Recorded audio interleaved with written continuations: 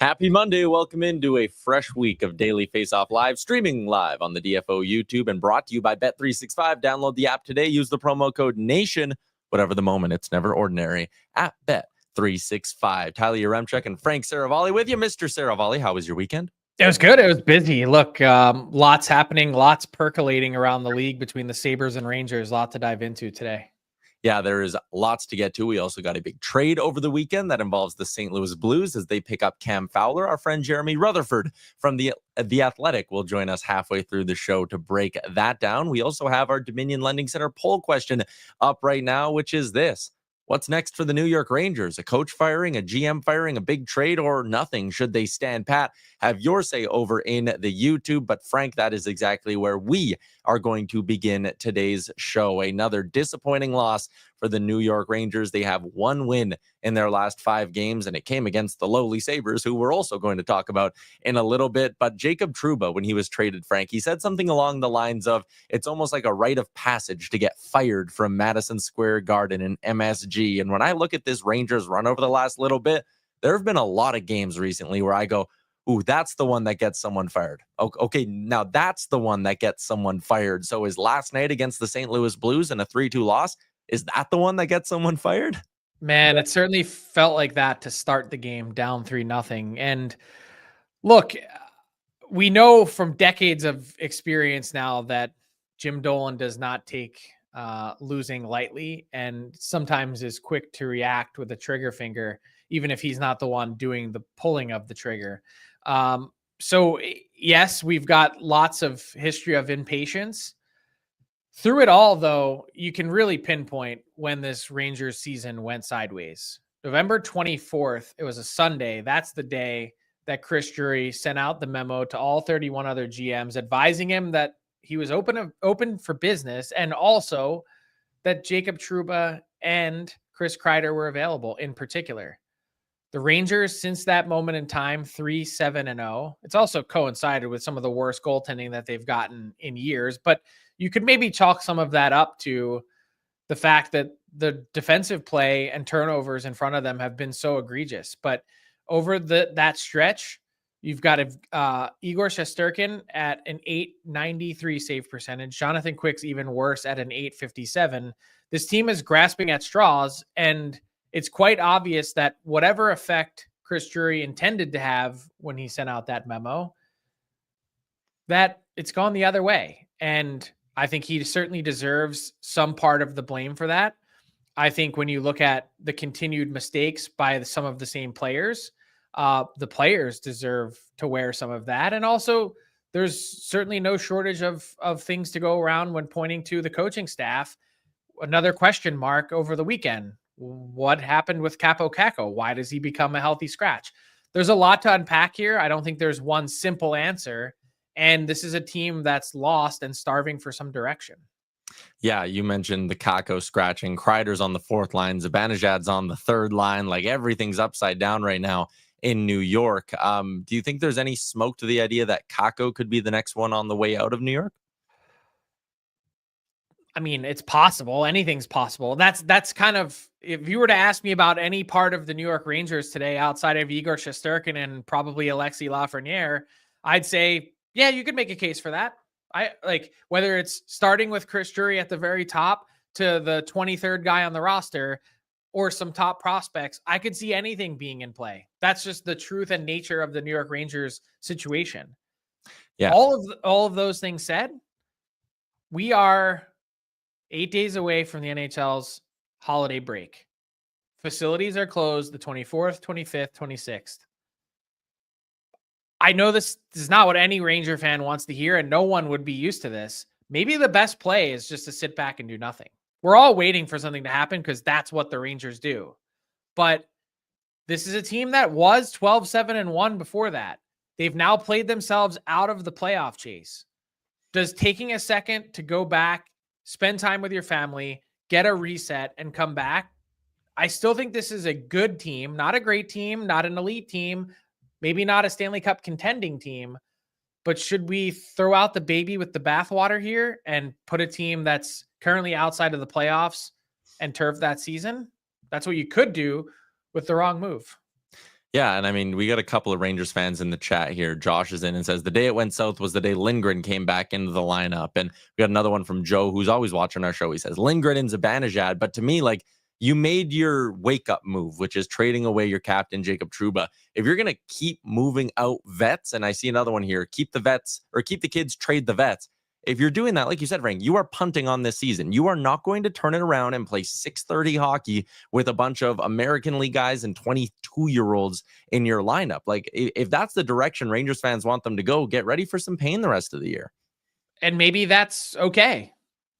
Maybe if you're going to take the total alternative viewpoint here, maybe if this team was going to be as mentally weak and fragile as they have been, if you're Chris Drury, as tough as it's been, wouldn't you rather know in November and December as opposed to finding out in April and May? At least between now and then, you can chart a new path forward and keep the guys that you want to.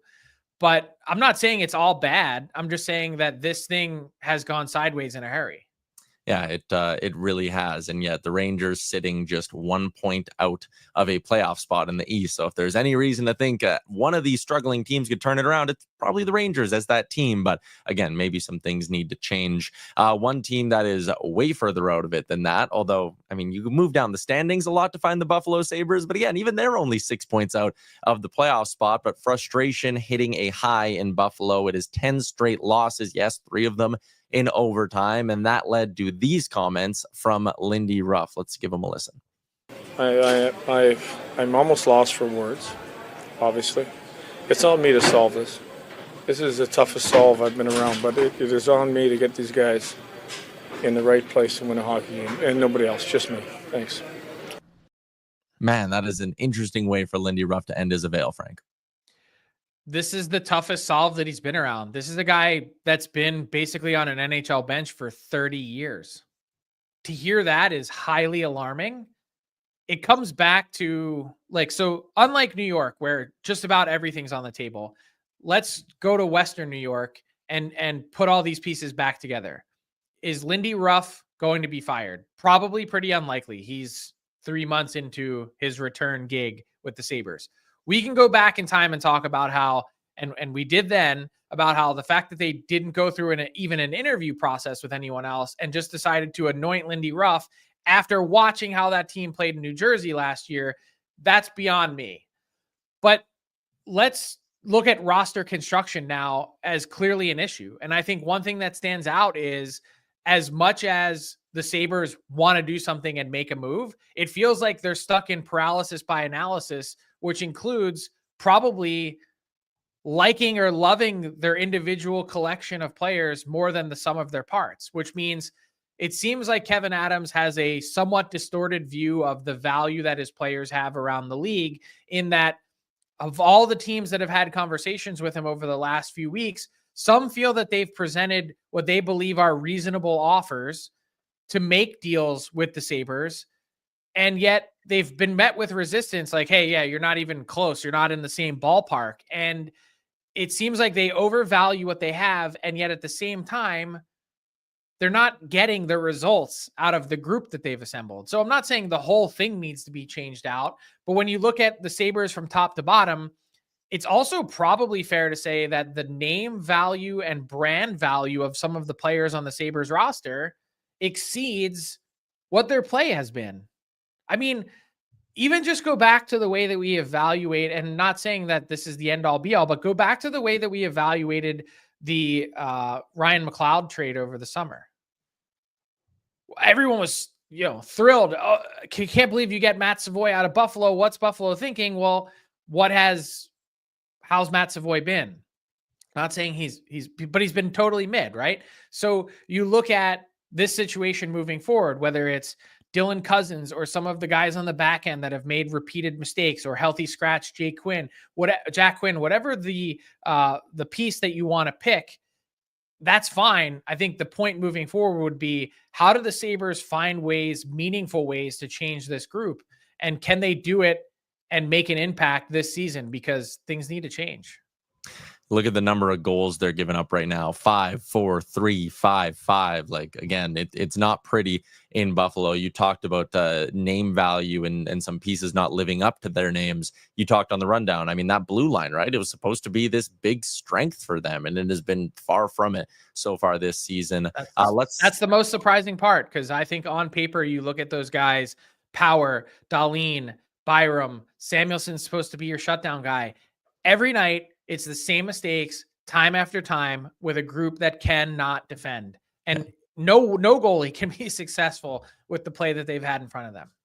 Let's go to Canada's capital, Frank, where the Sens are surging 7-2-1 in their last 10, a 3-game winning streak. And there was a point earlier this season as Linus Ullmark struggled that I was like, man, you paid a lot for that guy coming out of Boston and assuming he could keep up that level of play in your system. And I was kind of wincing for a little bit there, and I think some Sens fans were as well. But Linus Ullmark has dialed it right in. This is the payoff of trading for a goalie like Linus Ullmark. He has won 5 straight starts. They have points in 7 straight Ullmark starts, and his numbers are unreal in that run.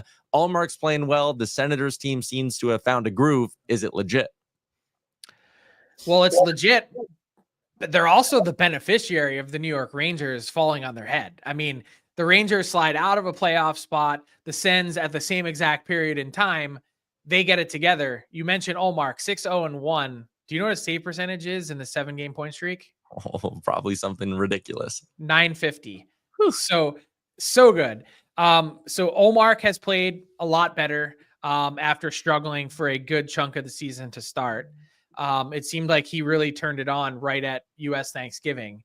And he's someone that he's fully capable of carrying this team and helping carry this team as they figure out some of their other issues.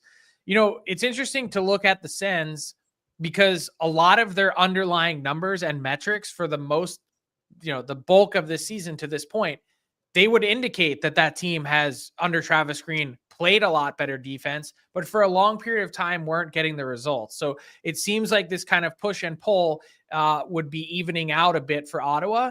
And they have now found a spot. One of the big questions that we've been asking ourselves watching this Eastern Conference turtle race between the Sabres, Sens, the Red Wings, other teams that have, shared that sort of same lot in life, who's going to be the team to break through? But then the next question always became, well, which team's going to fall out of these 8 teams that are in the East and in a playoff spot? Who really isn't going to make the playoffs among this group?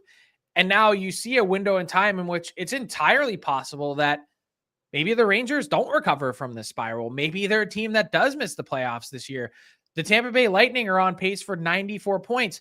They are a little bit more vulnerable than they've been in recent years. So there is an opening for the Sens, and they've taken full advantage. Yeah, looking good. And we talked about this again earlier today on the DFO rundown. But if you're Steve Staios, and even if you maybe don't believe deep down that this is a team that can win a Stanley Cup, and most would tell you that it's not, you got to add still. You can't sit here and say, let's just roll the dice and see if this group can get in. I think as that front office, you need to show Stützle and Tkachuk and Sanderson, you need to show those guys that you're serious about contending.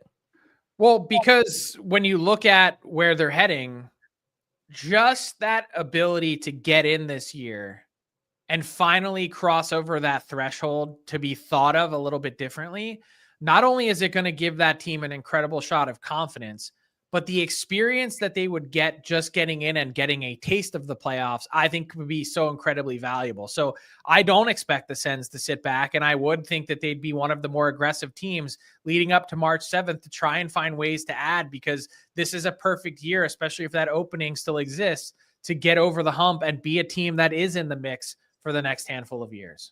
Yeah, Kirk is in. We're catching the Bruins. Go Sens go, and that fan base are certainly invigorated with this run.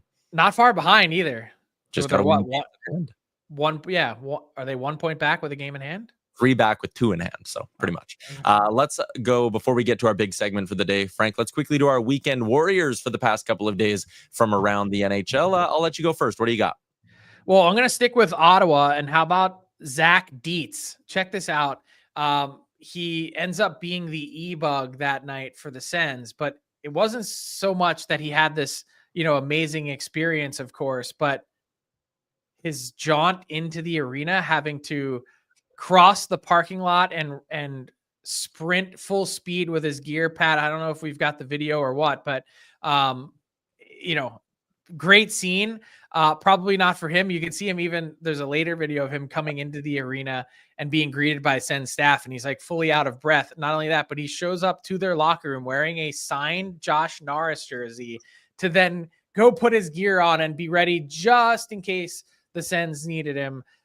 He is 22 years old and has played these last couple years at the University of Ottawa. So love to see Zach Dietz and that story.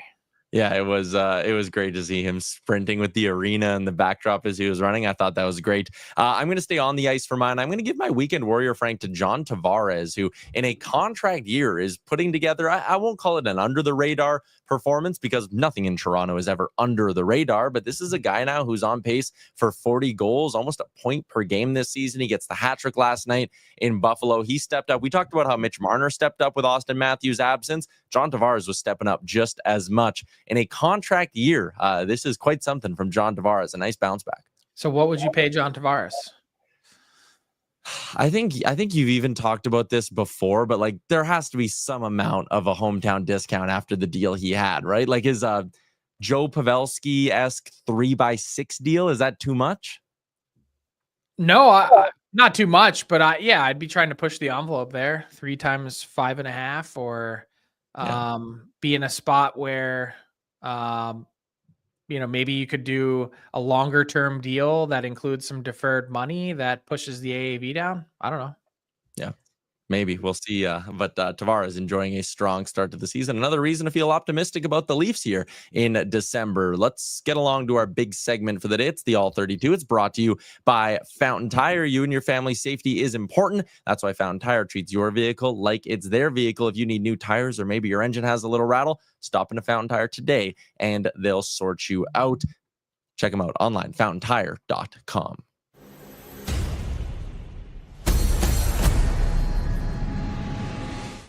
Always a pleasure to welcome in Jeremey Rutherford from The Athletic to talk about the St. Louis Blues. And it was a team that made some more news this weekend as they acquired Cam Fowler from the Anaheim Ducks. Jeremy, let me just start point blank. Why does this deal make sense for Doug Armstrong and the Blues? First of all, I want to say that I can feel for the e-bug because I ran downstairs here and I'm out of breath. So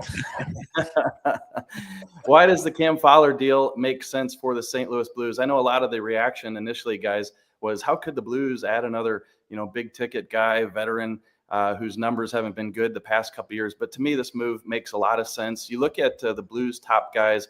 When I say top, I'm talking about Parayko, Justin Falk, and Ryan Suter. And we all know Ryan Suter is going to be 40 years old in a couple months. These guys are 3 of the top 38-minute guys on defense in the entire NHL. They're playing 20-plus minutes, all 3 of them. That wasn't sustainable, Doug Armstrong thought. I believe him. And he brings in Cam Fowler, who might be on the back 9 of his career at age 33, but he can log some minutes for this Blues and take some pressure off some of these guys.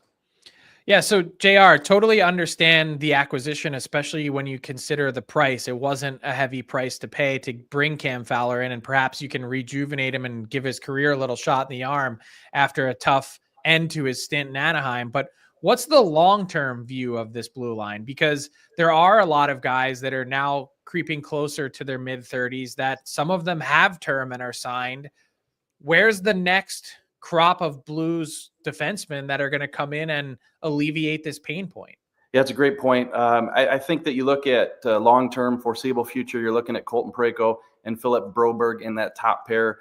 They've been good, Parayko, for a number of years in the league, and now Broberg comes here. We know the headline there with the offer sheets, and he's played in the top pair a little bit.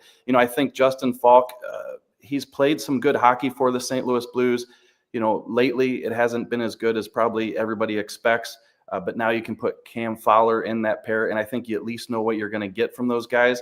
And then Ryan Suter, actually, he's played decent for this team, and obviously he's not going to be a part of the future, but he's going to help the team be competitive. And that's what I think people outside of St. Louis who maybe haven't heard Doug Armstrong's message here is, he doesn't want to be bottom 2, 3 in the league for 5, 6, 7 years and rebuild this thing. He wants to be competitive and make the playoffs, and that's why I think he went out and made this deal. And as he said in his press conference, You bring in a Cam Fowler, yeah, he's got one more year left on his deal. Nick Leddy's got one more year left on his deal. That's not going to affect some of the guys they have coming in a few years, like a Theo Lindstein, who was great last year at the World Junior Championships. Those actuary tables, as Doug mentioned, are 2-3 years out on some of those guys, and they'll be ready to jump in when these contracts are expired. So then help us put together, what exactly are the expectations for the Blues? Like, we know the coaching changed and how much that's given this team a shot in the arm, and that's been great. But does Doug Armstrong think the Blues are a playoff team this year? Yes, he does. And I think every move that he's made has shown that. I think he wanted to, bring in Broberg and also Holloway because he felt not only could they help him right now, but they could help him certainly in the future. So that was a move that kind of helped in both areas. The same with Jim Montgomery. They made that very, demanding decision, bringing in Jim Montgomery and letting go of Drew Bannister after just 22 games because they felt like Montgomery can be like a Broberg and Holloway, here for the now and also here for the future.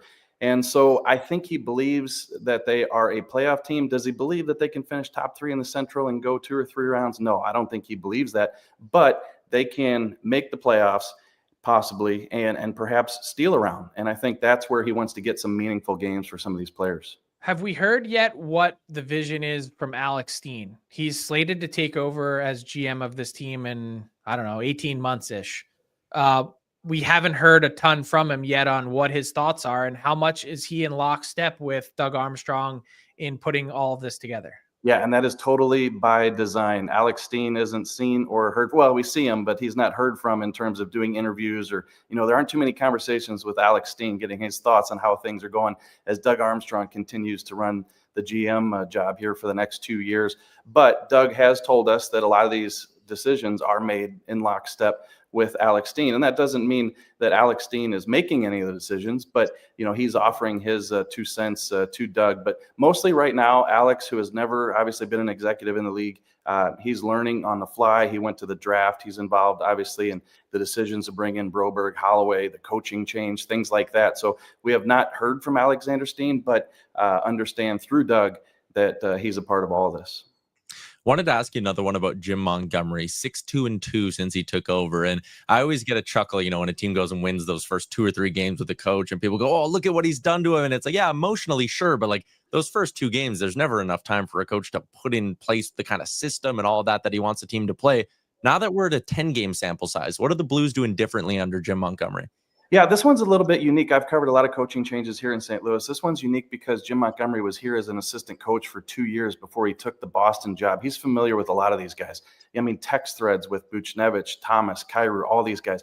They had really good offensive years when Montgomery was an assistant coach in St. Louis, and he specialized with the forwards. So the second he walked into the door, these guys had smiles on their faces, hoping that he can get not only the team, but them back individually to the levels that they were in the past. So we've been talking a lot about, coach bump here in St. Louis. I don't think this is your typical coach bump just because everybody knows Montgomery's resume and people in the locker room know who he is. So he's been in whatever little free practice time they've had, putting in some things that he wants to improve, especially in the neutral zone. You look at the scoring in those 10 games, it's up from 2.36 goals per game in the first 22 to 3.1. You look at Robert Thomas, 7-game assist streak, Jordan Kyrou, 4 straight games with a goal, 6 goals in his last 7. Buchnevich has a 9-game point streak, all that under Jim Montgomery. So the offense is trending up. The best players are playing the best. And Jim Montgomery has this team, as you mentioned, 6-2-2 through the first 10. So real quick before we wrap, JR, you mentioned Kyrou and Thomas, and I couldn't help but think that was a big reason why we ended up seeing the coaching change was that I don't want to say they went sideways, but maybe got a little bit off track. And I know that injuries played a part in that as well. How much of that change has given those 2 guys a shot in the arm? Yeah, I think I'm glad you mentioned that because, Drew Bannister, it's a raw deal, right? He coaches the 22 games and he gets let go. But he was without Thomas for 12 games and he was without Broberg for 12 games. Those were 2 of the best players at that time, the way those guys were playing. So that's tough. But having said that, I do think that some of these Blues top offensive players felt a little stifled. You had Pavel Buchnevich saying after one game that we don't work on offense, we just work on defense. And so I don't think it's shocking that some of these players are performing well now. And what Robert Thomas said after the game last night is he feels like Montgomery has come in and kind of opened things up a little bit offensively. So I think guys like Thomas and Kyrie, as you mentioned, Frank, feel a lot more comfortable doing some of the things they feel they're capable of doing under Montgomery. Lied about it being the last one because we got one from the YouTube chat who wants to know what's going to happen with Brandon Saad after his healthy scratching over the weekend. Any update there? Yeah, I got to believe that they're trying to figure out a way to move Brandon Saad. He has one more year left on his deal. It's a 4.5 AAV. He just doesn't really fit into necessarily the win now with the way that he's playing. He only has goals in 2 games this year. Now, granted, they were multi-goal games, but those 4 goals. So he scored, in 2 games in the 28 games that he's played, so not contributing much. And they've got other guys who can fulfill the bottom 6. So if there's a taker out there, Frank, I don't know what you're hearing, but Brandon Saad likely on the move in St. Louis if they can find a taker. Interesting stuff. Jeremy, as always, appreciate your time. Thanks for popping on. Yep, thanks, guys.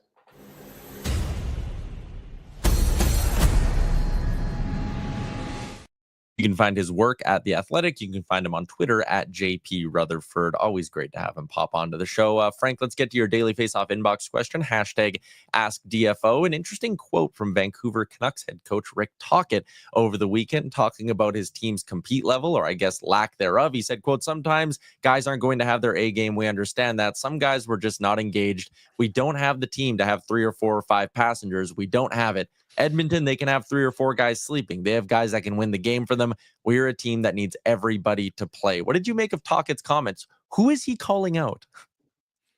Well, he's calling out their top players outside of Quinn Hughes because you need them to be your engine and your motor. And last time I checked, the Canucks have 2 40-goal scorers, 200-point players outside of Quinn Hughes. Like, they need to do more. And I don't know what it's going to take for them to be emotionally engaged all the time, including on home ice, as opposed to just seemingly on the road. But one thing that I do want to push back against is the notion that Rick Tocchet shared over the weekend that it's on him to find that. He said, we don't have players that are jacked up to play. And he took some blame for that. And I'm thinking, that's not how it works in pro sports. If you aren't a self-motivator and self-driving force, and you need someone else to come in as an outside influence and do that for you, probably time to look in the mirror. So I don't ever view that as a coach to be ready to play or prepared to play. Sure. To know what your opponents are doing and how to combat that, of course, but to get players motivated to play, that's not on the coach. Let's get to the results for our Dominion Lending Center's poll question. Is your mortgage up for renewal? Lock in the best rates and products with Dominion Lending Centers. Visit dominionlending.ca. Over on the Twitter, Frank, 36% saying make another trade before fire the GM or fire their coach, although fire the GM was a close second. Over in our YouTube, they were not in agreement. 30% was the leading one, and it was for fire the coach. What one would you vote for, Frank? I would vote for do nothing. That's the case I made. Do I think Peter Laviolette's a bad coach? No. Do I think essentially 100 games into his tenure as Rangers coach, it's been enough? No. Is it totally on the GM? No, but there's parts of it that is. Make another trade, I guess you could do, but you could also have that seriously negatively impact this team with a knee-jerk move. I would sit back and let's get to the other side of the roster freeze and the other side of the holidays and see if this team can reboot itself. But that's just me. Let's get to our daily bets brought to you by Bet365. Download the app, use the promo code NATION. Whatever the moment, it's never ordinary at Bet365. I got 2 picks for tonight, starting with the Stanley Cup final rematch between the Panthers and Oilers. I like the over in this hockey game. First off, it's down at 6, so you got that little bit of a wiggle room in case of a push. Panthers haven't scored in back-to-back games. I just refuse to believe they're going to be held totally off the score sheet again, and Edmonton's offense is red hot. 13 goals in their last 2. I like the over here as these 2 teams meet for the first time since Game 7 of the Stanley Cup final. And one player prop for you, it's a shot prop parlay. John Carlson has gone 2+ in 4 of his last 5 and 9 of his last 10. Play that with Zach Hyman, who has also hit this mark of 3+ in 4 of his last 5. So I like both these guys to go over, play them together, and it's +144. We will wrap up. Oh, I was just saying, have you gotten over Game 7 yet? I think so. I still get the odd moment as an Oilers fan where I'll sit there and be like, oh, damn, that was really close, like almost closer than you even register in the moment because it's so caught up with the work and all of that stuff. And it's like, oh, man, that was like a Stanley Cup's hard to do. They were a goal away from at least overtime, I suppose. Yeah, it's crazy to think back on that series and then, I don't know, just move on. I'd have to think internally with the Oilers, there's probably some lingering, discord, but probably with themselves more than with the Panthers. Yeah, I think I agree with that. I don't think I'm expecting an overly spicy game tonight between these two sides. Although with Matt Tkachuk, you never really You never know. Let's wrap up the show with a little bit of garbage time. Frank, it'll be a quick one, but it'll be one that'll get shown on the highlight reels at the end of the year for the wrong reasons. We might have our blooper or blunder of the season from Matvei Michkov. Frank, the Flyers, Travis Konecny, wide open net. It goes off Michkov's stick and out. It's been an interesting first half of a season, you could call it, for Matvei Michkov. Healthy scratch, the Michigan thing last week, and then here, well, I mean, who says he can't play defense, huh? Look, the best part of this is Marc-Andre Fleury's reaction going, what? Like, even he talked about it after the game. He was like, oh, that was really good D. Like, he was like, how do you even explain that? I'm so confused. Like, even just watching it, like, it's heat of the moment. Everything happens so fast. So, like, it doesn't even register for Michkov. But, like, man, why is your stick on the ice there? Just lift it up. What are you doing? But I'm sure that's one they'll laugh about in a few months in Philly. That's a wrap on today's edition of the show. Pretty good slate tonight in the NHL, albeit a small one. But you got Edmonton and Florida, Washington and Dallas. How about the Capitals? No regulation losses in their last 9 games. Colorado, Vancouver tonight should be a good one. And tomorrow, Colby Cohn and Carter Hutton will be on the show to break it all down. Thanks to everybody in the YouTube. Thanks to Jeremey Rutherford. Once again, enjoy your Monday, everybody, and we'll be back tomorrow at noon Eastern.